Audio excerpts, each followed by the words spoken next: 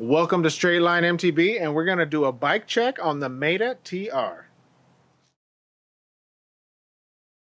All right, guys, if you have not checked out our first ride review of the Commencal Meta TR29, check it out on our channel so you can get some of our first impressions on the ride. But today we're just going to do a nice brief bike check for you since we did a custom build as we bought a frame only. So in our size large, as we have it set up, it's just over 35 pounds. So for suspension on this bike, I went with the Manitou Mezzer Pro. This is a fork that I had on our Mega 290, and go check out a video where we did a head-to-head test between this and the RockShox Zeb. This is an amazing fork. I really like Manitou stuff. I know it's kind of one of those things where it's not super popular, but this fork is amazing, and it eats up that small bump really, really well. And it's versatile, so it can go from 140 all the way to 180 millimeters with one fork with internal adjusters. So we have this one set up at 150. For the rear shock, we have the Manitou Mara Pro. Again, another awesome, amazing suspension product from Manitou. I'm really enjoying that. As far as wheels, I have custom built wheels. They're Bitex hubs on the Stans Flow ZTR, so it's the big strong rim, and on the front it's the Flow MK3, so the normal Flow, the little bit lighter duty to save a little weight. For tires, I am running the DHR2 XO Plus 3C. The front, I have the DHF XO Plus 3C. For our brakes, of course, we're running Magura, but these ones are the signature Fabio Wibmer. Apparently, he's a really awesome YouTube rider. They're basically an MT5, but they have the Trail Sport levers, and they have the MT7 brakes. So instead of a brake pad on either side, there's two on each side for the 4 pistons. So pretty awesome. For the drivetrain, now I'm running something a little different than some of our other bikes that we're reviewing. It's the XT 12-speed, the new 12-speed from Shimano. It's got the 51 tooth rear cassette. The cranks are the older, the first launch of the XTR, so they're like the M901, so they're really light and nice. It's got that really expensive chain ring on it. They're like $130 to replace. So I bought a fun Zippa light bash guard to protect that super, super expensive chain ring. That was like a $45 product. It's just the bottom bash guard, so it's pretty great. And I do recommend on this burly bike that you run that.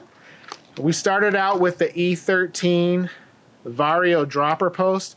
I had a mishap with it. I fixed it. It's a great dropper post, but I did throw on the PNW Components Rainier V2. That's working really well for me.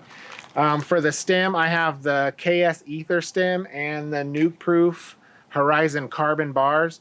This stem and bar has been on several bikes for me, and they're really light. So, and of course, like all our bikes, I put Laminex frame protection tape on this bike in all the key areas.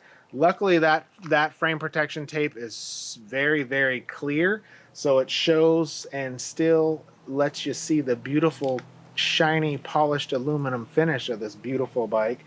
If you guys are interested in getting some 20% off, click the link below. You can get bike products as well as stuff for your car. So that's a really awesome product that I've been using for years and really like. So building this bike as a frame, you're going to have to pretty much get everything from the shock to all the headset to the bottom bracket and even a seat post clamp. And speaking of that, that was kind of difficult to find because I really only found 2 companies who do it. It's the fattest one. It's like a 36.5 seat post clamp. Luckily, I stumbled upon one from Specialized, and it was like $10. So that was a lucky time for me. This is a 34.9. It's a fat seat post. It's the fattest seat post they make. I'm running a 31.6, so I used a shim.